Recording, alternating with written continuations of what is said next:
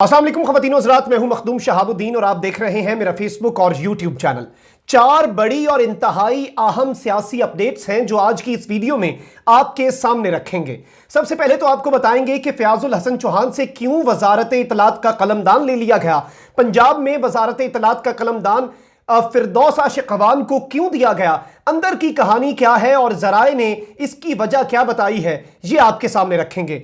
दूसरी बड़ी अहम खबर है, अज़मा बुखारी जो है नून लीग की रहनुमा और मरियम नवाज की बहुत क्लोज समझी जाती हैं, उनकी जानिब से एक ऐसा बयान जिससे उन्होंने तमाम तर हदें फलांग दी हैं और भारतीय फौजी जो कि मारे गए उन्हें शहीद कह दिया। और मजीद उन्होंने क्या कहा और उनके इस पूरे बयान का हम आज की इस वीडियो में पोस्टमार्टम करेंगे। तीसरी अहम और बड़ी खबर, वजीर आजम इमरान खान का रियासती इदारों के मुतल्लिक बात करने वालों और उनके खिलाफ बात करने वालों के लिए वार्निंग है।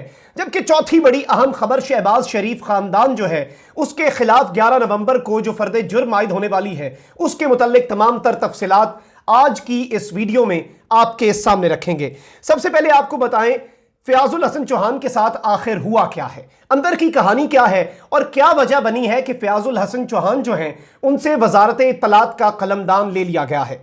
वजीर इत्तलात हुआ यह है कि दबंग तर्जुमानी करते हैं और मुखालिफिन के लिए शोला बयानी से बड़े मशहूर हैं फयाजुल हसन चौहान, लेकिन इनसे वजारत इत्तलात का कलमदान ले लिया गया। ये पहली मरतबा नहीं है पीटीआई के दौरे हुकूमत में, इससे पहले एक मरतबा फयाजुल हसन चौहान से ये कलमदान लेके उन्हें फिर से हाउसिंग का कलमदान दिया गया था। आपको याद होगा जब उन्होंने हिंदू बिरादरी के लिए बड़े अजीब सा बयान दिया था। जाहिर बात है हमारी जंग हिंदू बिरादरी से नहीं है, हमारी जंग भारत से है। पाकिस्तान के अंदर भी हिंदू बसते हैं और उनके जज्बात मजरूह हुए थे फयाजुल हसन चौहान के उस बयान से, और उस वक्त भी फयाजुल हसन चौहान से ये कलमदान वापस ले लिया गया था। बड़ा दबंग तरीके से दिफा करते हैं, इसके बावजूद भी बड़े लोगों को हैरत हो रही है कि आखिर ऐसा क्यों हुआ है। हुआ यह है कि अब फयाजुल हसन चौहान से कलमदान लेके उन्हें कॉलोनीज जो है उनका कलमदान सौंप दिया गया है और इस हवाले से बाकायदा नोटिफिकेशन भी जारी कर दिया गया है। अब आपको एक और बात बताएं कि गुज़श्ता दिनों फिरदौस आशिक अवान की गवर्नर पंजाब समेत आला हुकूमती शख्सियात से मुलाकातें हुई थीं और उन्हें अब वो जारी बात है पहले मुआविने खुसूसी रह चुकी हैं वजीर आजम की, फेडरल में विफाक में उनके पास वजारत इत्तलात का कलमदान रह चुका जो ले लिया गया और बड़ी चहमगोइयां हुई। क्या हुआ तो वो मामलात भी अब हल हो गए हैं और पंजाब के अंदर फिरदौस आशिक अवान को यह कलमदान दिया गया। अंदर की कहानी आपको बताते हैं। दो वजूहात हैं, एक पार्टी के अंदर से फयाजुल हसन चौहान की बहुत ज्यादा शिकायतें डायरेक्ट इमरान खान को पहुंच रही थी। इमरान खान फयाजुल हसन चौहान की इन शिकायतों से बहुत ज्यादा तंग थे और पार्टी रहनुमाओं से उनका कोई रवैया अच्छा नहीं था। दूसरी अहम और बड़ी वजह जिसकी वजह से उन्हें इस कलमदान से हटाया गया और फिरदौस आशिक अवान को ही लगाया गया। फिरदौस आशिक अवान बड़ी मशहूर है, मीडिया के साथ बड़े अच्छे ताल्लुकात रखती हैं, जो ब्यूरो चीफ्स होते हैं, जो नुमाइंदे होते हैं, उनके साथ बड़ा अच्छा ताल्लुक रखती हैं। जबकि फयाजुल हसन चौहान हुकूमत की तर्जुमानी तो बड़ी अच्छी कर रहे थे, लेकिन उनके मीडिया के साथ ताल्लुकात, जो कि वजीर इत्तलात जो होता है, जो वजारत इत्तलात जिसके पास होती है, उसका सबसे प्राइमरी टास्क होता है उसने मीडिया के साथ बड़ा ही स्मूथ ताल्लुक रखना होता है। तो वो फयाजुल हसन चौहान की बदकलामी के कुछ वाकयात आए, उनकी मीडिया वालों के साथ काफ़ी उनकी बदकलामी और मुंह मारी होती रहती थी आए दिन, जिसकी वजह से तंग आकर और फिर होता क्या था कि वो मीडिया वाले पूरा गुस्सा फिर पीटीआई की और पंजाब हुकूमत पर उतार रहे होते थे। तो अंदर की कहानी ये भी है। अब फयाजुल हसन चौहान की जगह फिरदौस आशिक अवान को ही क्यों लगाया गया, इसकी भी एक बड़ी अहम वजह है। आप देखें कि पंजाब के अंदर सबसे बड़ा होल्ड है नून लीग का। नून लीग की तरफ से कौन बयान दे रहे हैं? मरियम नवाज, मरियम औरंगजेब, उज़मा बुखारी। अब ये खवातीन हैं, अब इनके बयानात को दबंग तरीके से कप्तान की फील्डिंग की दाद देनी पड़ेगी कि कप्तान किस तरह से अपनी टीम को फील्डिंग पे लगाता है। तो कप्तान ने अब इस जगह पे जो फील्डिंग की जिम्मेदारी है वो फिरदौस आशिक अवान को सौंपी है। एक तो खातून है और खातून की बात का जवाब जब खातून देंगी और इस तरह की दबंग खातून देंगी, आपको फिरदौस आशिक अवान के बयान याद होंगे, किसी भी सूरत फयाजुल हसन चौहान से पीछे नहीं है, ये दोनों एक दूसरे का बड़ा अच्छा मुकाबला कर सकते हैं।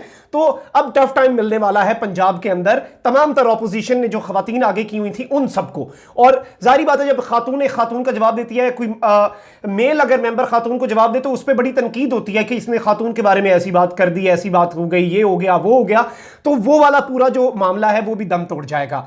दूसरी बड़ी अहम वजह, गुज़श्ता दिनों में आपको याद होगा फयाजुल हसन चौहान बहुत से भारतीय चैनल्स पे अपीयर हो रहे हैं और कमाल की छितरौल कर रहे हैं। अब ये छितरौल से वजीर आजम भी खुश हैं, हम सब पाकिस्तानी भी खुश हैं, लेकिन एक छोटा सा इसमें बड़ा टेक्निकल इशू है जो समझने की जरूरत है, जो इस फैसले की वजह वो भी बना है।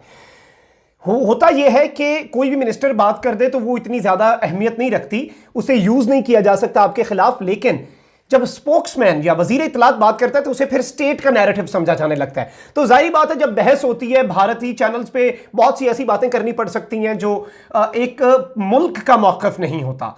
आप समझ रहे हैं, ऐसी बातें होती हैं जो पाकिस्तान ऑफिशियली वो बातें नहीं कर सकता, लेकिन वो बातें उनका मुंह बंद कराने के लिए जो मेरे वतन के खिलाफ बातें करते हैं वो जरूरी होती हैं। तो ये एक बड़ा अहम फैक्टर है जो आपके सामने रखना मकसूद था कि ये भी बड़ी वजह बना है फयाजुल हसन चौहान जो हैं उनके हवाले से। अब फिरदौस आशिक अवान का पहले इशू बना था, वजीर इत्तलात थी, उनसे वजारत इत्तलात का कलमदान लिया गया था और उसकी वजह भी ये बना था कि उन्होंने कुछ इख्तियारात से तजावुज़ किया, गाड़ियाँ उन्होंने इस्तेमाल की, ज़्यादा गाड़ियाँ रखी हुई थी। लेकिन अब ज़राए ने यह भी बात कंफर्म किया कि उन्होंने ये बड़ी यकीन दहानी कराई है कि अब इस तरह की कोई भी बात नहीं होगी और आप मुझे देखेंगे, और ये टेम्परेरी है। फिरदौस आशिक अवान को पंजाब में देखा जाएगा और अगर उन्होंने बहुत अच्छा परफॉर्म किया तो मुशीर इत्तलात का कलमदान खाली हो चुका है। वजीर इत्तलात शिबली फराज है, आसिम सलीम बाजवा वो वाला ओहदा खाली छोड़ चुके हैं। तो फिरदौस आशिक अवान का टेस्ट है ये और टेम्परेरी बेसिस पे उन्हें लगाया गया है, ये भी इत्तला आई है। दूसरी, अब हम दूसरी खबर को डिस्कस कर लेते हैं जो कि बड़ी अहम है, और अज़मा बुखारी जो है नून लीग की रानुमा, उनके हवाले से। यानी ये मुल्क दुश्मनी में वो हदें फलांग रहे हैं, फौज के बुग्ज में ये वो तमाम तर हदों को पार कर चुके हैं जिनका हम लोग तसव्वुर भी नहीं कर सकते। अजीबो गरीब मामलात इस वक्त मुल्क में चल रहे हैं। और अज़मा बुखारी साहिबा क्या कहती हैं कि पुलवामा हमले में जो 40 फौजी शहीद हुए, माना कि ये खुदकुश हमला था पाकिस्तान ने और हम सब ने इसकी तरदीद की, मजम्मत की और हमने कहा कि ये गलत हुआ, खुदकुश हमला हुआ भारतीय फौजियों पे। लेकिन मैं उज़मा बुखारी साहिबा से एक सवाल पूछना चाहता हूं। सवाल मेरा उज़मा बुखारी साहिबा से और नून लीग से यह है कि मकबूजा कश्मीर, उसका एक जिला है पुलवामा, उसमें जो भारतीय फौज करती है क्या वो आपसे ढका छुपा है? आए दिन मासूम निहत्ते कश्मीरियों को मारा जाता है, आए दिन हमारी माओ बहनों बेटियों की इस्मत दरी की जाती है, आए दिन मासूम बच्चों को उनकी आंखों से महरूम कर दिया जाता है, आए दिन लोगों को उठा के फेक एनकाउंटर्स में कत्ल कर दिया जाता है। और वो कत्ल और ये तमाम तर जंगी जराइम करने वाली फौज जब मरती है तो आप उन्हें शहीद कहते हैं।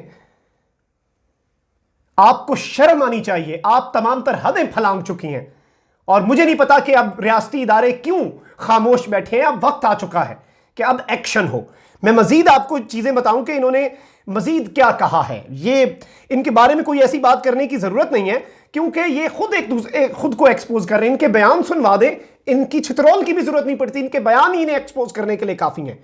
अज़मा बुखारी ने कहा है कि पुलवामा वाक़े में 40 भारतीय फौजी शहीद हुए। उनका कहना था कि पुलवामा वाक़े को एक विफाकी वजीर ने अपने हिस्से में डाल दिया। अब इस पूरी सिचुएशन में उन्होंने मजीद बात कही कि इन लोगों को यही चाहिए, मैं ज़ाती तौर पे समझता हूं कि ये अपनी जुबान अगर बंद रखें तो वही बेहतर है। एक आदमी आके कहता है कि हमारी फौज की टांगें कांपी, एक आदमी इनका आके कहता है कि बलूचिस्तान को आज़ाद करवाएंगे, दूसरा आके कहता है अफगानिस्तान की बाढ़ उतारेंगे, इनका सरबराह नवाज शरीफ कहता है कि भाई फौज के अंदर बगावत हो जाए। तो कुछ खुदा का खौफ करें, कुछ इस मुल्क पे रहम करें। और अगर आपने इस मुल्क पे रहम ना किया तो आपके साथ अयाज सादिक वाली होगी, ये अवाम आपको रिजेक्ट करेगी। अयाज सादिक के खिलाफ रियासती इदारों ने एक्शन नहीं लेना। अयाज सादिक अपने घर में, और ये बड़ी मैं आपको मुसद्दिक़ा इत्तलात दे रहा हूँ, उनके अपने हल्के में जब से बैनर लगे हैं वो मुस्लिम लीग नून की छोटी मोटी कॉर्नर मीटिंग्स में नहीं जा रहे। उन्हें पता है कि ये कौम तप चुकी है, ये कौम गुस्से में, आपने इस कौम की गैरत पे बात की है। ये इनके ऊपर कभी ना कभी ये डरे हुए अंदर से कि कोई कालक मल देगा, कोई जूता उछाल देगा। तो ये इस वक्त ये कौम एक्शन लेने पे तैयार हो चुकी है। और इसके बारे में अब वजीर आजम पाकिस्तान इमरान खान का आज का बयान बड़ा अहम है। इमरान खान ने अपने तर्जुमान जो है हुकूमत के, उनसे खिताब किया और उसमें उन्होंने रियासती इदारों के खिलाफ बोलने वालों को बड़ी वाज़ेह वार्निंग दी है, बड़ी clear and crystal clear warning है। वज़ीर आज़म इमरान खान ने रियासती इदारों के तकद्दुस और तहफ़्फ़ुज़ को आईनी, सियासी और इखलाकी फरीज़ा करार दे दिया है। तर्जुमानों के इजलास से खिताब में वज़ीर आज़म इमरान खान ने कहा कि रियासती इदारों के साथ खड़े हैं, रियासती इदारों को पहले से भी ज़्यादा मजबूत करेंगे, अपोजिशन के रियासती इदारों पर तमाम हमलों को नाकाम बना देंगे। उन्होंने कहा कि कोई भी मुहिब वतन नून लीग या दीगर अपोजिशन के बयानिए के साथ नहीं। हुकूमत डायलॉग पर यकीन रखती है मगर एहतसाब पर समझौता नहीं करेगी। हम बात करने को तैयार हैं। वज़ीर आज़म ने पीडीएम की क़यादत को हर फोरम पर जवाब देने की हिदायत भी की है और इस मौके पर पार्टी अरकान ने अयाज सादिक के खिलाफ कानूनी कार्रवाई का मुतालबा किया, जिस पर वज़ीर आज़म ने कहा कि पीडीएम भारत के एजेंडे पर काम कर रही है, करप्शन के केस अवाम के सामने लाए जाएं। और यह क्लियर वार्निंग है तमाम तर ऑपोजिशन वालों के लिए हुकूमत की जानिब से कि आइन और कानून का रास्ता जो है वो खुला है, आइन और कानून के रास्ते बंद नहीं हुए। तो ये सूरत हाल अब अपोजिशन को समझने की जरूरत है। ये लोग पहले थे इमरान खान मुखालिफ, इमरान खान की मुखालफत से ये आगे बढ़े और ये हो गए जनरल बाजवा और जनरल फैज मुखालिफ। जनरल बाजवा और जनरल फैज मुखालिफ बयानिए से हटके ये हो गए पाक फौज मुखालिफ, और अब पाक फौज मुखालिफ बयानिए को भी छोड़ के ये लोग पाकिस्तान मुखालिफ एजेंडे पर अमल पैरा हो चुके हैं। आप खुद ये फैसला करें कि ये तमाम तर बयानात जो हैं ये किस चीज की कड़ी हैं। आज एक और चीज हुई बड़ी अहम, आखिरी अपडेट जो आज की बड़ी सियासी अपडेट आपके सामने रखना मकसूद है, जिसमें मरीम नवाज हमजा शहबाज से भी गले मिली, शहबाज शरीफ से भी गले मिली, और उन्होंने कहा कि नून से शीन और मीम से शीन, और ये जो नून मीम शीन का एक खेल है ये आज दफन हो गया है। अलबत्ता आपको इसके बारे में एक और चीज़ बता दें कि ये इनके अंदर इख्तलाफात वहीं पे हैं। इनके अपने रहनुमा जो हैं, एक और इनके रहनुमा ने भी आज कह दिया है कि इसकी वजह से ये नून लीग की अपनी साख को नुकसान पहुंचेगा। इनके सेनेटर ने आज बयान दिया, तो अंदर दरार पड़ चुकी है। आज बस उस दरार की खबरों को जायल करने के लिए मरीम नवाज को याद आ गई अपने चचा और अपने कज़न की, जो कि नैब की तहवील में है। इनके हवाले से भी एक खबर है शहबाज शरीफ और उनके अहले खाना के हवाले से कि 11 नवंबर की तारीख मुकर्रर कर दी गई है, इन पे फर्द जुर्म आयद कर दी जाएगी। ये तफसीलात मैं आपके सामने रख देता हूं। लाहौर की एहतसाब अदालत ने मुस्लिम लीग नून के सदर और कौमी असम्बली में कायदे हिज़्ब इख्तलाफ शहबाज शरीफ और उनके खानदान के अरकान के खिलाफ मनी लॉन्ड्रिंग रेफरेंस में फर्द जुर्म आयद करने का फैसला कर लिया और 11 नवंबर की तारीख दे दी गई है। अब ये जज थे एहतसाब अदालत के जवादुल हसन साहब, जिन्होंने इस केस की समाअत की। इस मौके पर मुस्लिम लीग नून के सदर शहबाज शरीफ और उनके बेटे हमजा शहबाज अदालत में पेश किए गए और उन्हें अलग अलग बख्तरबंद गाड़ियों में आज नैब की तहवील में लाया गया था। अब इसमें तमाम तर जवाबात जमा करवाए गए, सब कुछ हुआ। इस दौरान शहबाज शरीफ ने अदालत को यह भी बताया कि वो कमर की तकलीफ की वजह से बख्तरबंद गाड़ी में लेट कर आए हैं। उन्हें शिकवा नहीं कि उन्हें बख्तरबंद गाड़ी में क्यों लाया गया, ताहम ये जुल्म की इंतहा है। शहबाज शरीफ ने अपना वहां पर यह भी बताया कि मुझे अदालत से दरखास्त की कि मुझे फिजियोथेरेपिस्ट चाहिए, अलबत्ता इससे पहले जो लग्जरी नाश्ते कर चुके हैं तो उनकी फरमाइशें पहले दिन से जारी हैं। शहबाज शरीफ फैमिली के वकील हैं अमजद परवेज। उन्होंने अदालत को बताया कि शहबाज शरीफ की मेडिकल हिस्ट्री है उन्हें कमर की, अब ये यानी निकलना चाह रहे हैं किसी भी तरीके से कि हमजा शहबाज को भी बताया कि उन्हें शटका की बीमारी है और कोई ना कोई बीमारी तो ये बना लेते हैं, बीमारी एक्सपर्ट है। नवाज शरीफ साहब के भी प्लेटलेट्स अचानक कम हो गए थे, लेकिन अब जो जज हैं जवादुल हसन एहतसाब अदालत ने शहबाज शरीफ की अहलिया बेगम नुसरत शहबाज की मुस्तकिल हाजिरी से इस्तीफा की दरख्वास्त पर फैसला सुनाया। यानी कि नुसरत शहबाज साहिबा ने कहा कि मुझे मुस्तकिल इस्तिस्ना दे दिया जाए, मैं नैब की किसी भी कार्रवाई में नहीं आऊंगी। उस पर फैसला महफूज हो चुका था और वो सामने आ चुका है और दरखास्त मुस्तरद कर दी गई है और इश्तिहारी करार देने की कार्रवाई शुरू करने का हुक्म दे दिया गया है शहबाज शरीफ की अहलिया के मुतल्लिक। अब ये सारी अपडेट्स थी जो हमने आपके सामने रखी। आने वाले दिन बड़े अहम हैं और आने वाले दिनों में बड़े अहम मजीद अपडेट्स आपके सामने हम रखते रहेंगे। तब तक मखदूम साहब को इजाजत दीजिए, अपना बहुत ख्याल रखें। चैनल को भी सब्सक्राइब कर लें और अपनी कीमती राय का इजहार कॉमेंट सेक्शन में जरूर कीजिएगा।